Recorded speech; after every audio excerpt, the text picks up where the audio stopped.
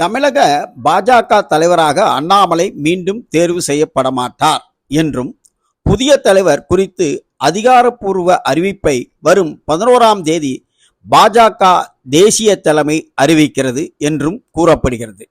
டெல்லியில் நடந்த ஆலோசனையில் தமிழக பாஜக தலைவராக அண்ணாமலை மீண்டும் தொடரலாமா வேண்டாமா என கலந்து ஆலோசிக்கப்பட்ட நிலையில் ஆலோசனை இறுதியில் புதிய தலைவர் தேர்வு செய்யப்பட்டதாக செய்தி வெளியாகியுள்ளது.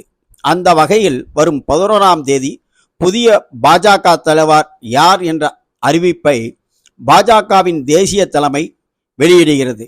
இதற்கிடையே மத்திய உள்துறை அமைச்சர் அமித்ஷா இன்று இரவு சென்னை வருகிறார். நாளை காலை 10 மணி முதல் 4 மணி வரை பல்வேறு தரப்பினரை அமித்ஷா சந்திக்க உள்ளதாகவும், அப்பொழுது கூட்டணி கட்சி தலைவர்களையும் சந்திப்பார் என்றும் தெரிய வருகிறது.